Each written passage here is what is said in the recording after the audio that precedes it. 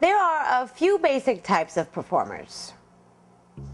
Principal performers, those having either leading or supporting roles. Under fives, actors who have fewer than 5 lines of dialogue. These actors are paid more than extras, but less than principal actors. They're also called day players, background extras. Generally, most actors are hired a few different ways: as day performers or day players, 3-day performers, weekly performers or week players, and major role performers. Day players are actors hired on a day-by-day basis on a TV show or film production. According to the SAG union pay agreement, if you're hired as a day player and work 4 or more days, you are converted into a weekly player. All of this is negotiated by a contract. If you're contracted for 1 week and are only asked to report to the set twice, the union usually requires that actors be paid for the entire week. Depending upon your union, you may also receive an extra 10% on your paycheck to help pay your agent. If you were hired as a day player or extra on a SAG production, and your check was postmarked more than 1 week after you worked, you may be entitled to a late fee. If this happens, contact SAG. TV shows are usually multi-camera, and the blocking is usually done by the actor. There's almost no rehearsal involved. It's the complete opposite of theater. The director may briefly tell you where to stand using gaffer tapes or marks on the floor.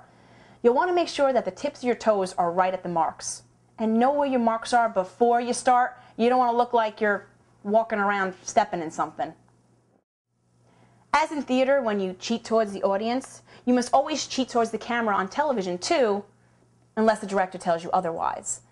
Television productions are usually hectic and fast-paced because they're tight deadlines, so be prepared to have only 3 takes per scene.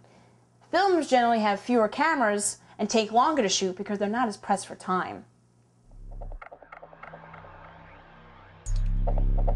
When you're at the shoot of a commercial, expect to be surrounded by a large number of uptight business people who are frantic about getting the commercial done right. These businessmen don't know much about actors or the entertainment industry. You may even hear obnoxious comments and complaints during the shoot. So try not to get annoyed. Just focus on what the director tells you to do.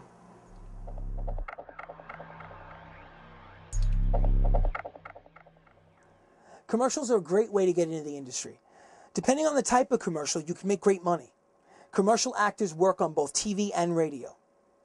Each time a commercial airs, an actor can be entitled to use fees, also known as residuals. These residuals can sometimes add up to thousands of dollars a year. There are 6 different types of commercials. Each pay residuals differently.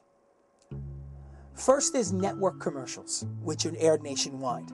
They pay the most residuals, and you're paid every single time the commercial airs. Second are cable commercials. Cable commercial residuals are booked for 1 day at a time. They can be played numerous times each day, but you only get paid for each day that it airs.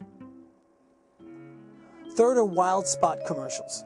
Wild spot commercials are booked for a 3-month session. They can be played numerous times each session. Every new 3-month session, you get a flat fee.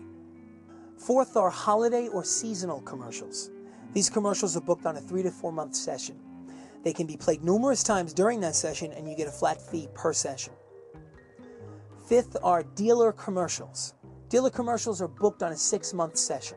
They can be played numerous times each session, and for each 6-month session, you get a flat fee.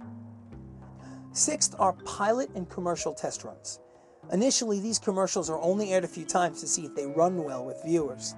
These pay very little at first, but if the test run goes well, this type of commercial can be converted into any other type.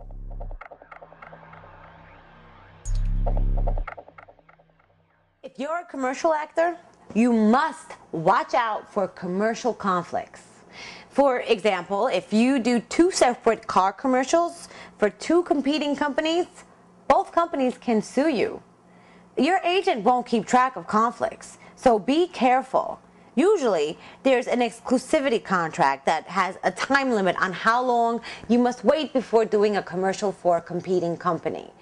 When that exclusivity contract expires, you must contact the company and tell them you want out, because sometimes they automatically renew the contract. As long as you're still under contract, you're entitled to payments or holding fees.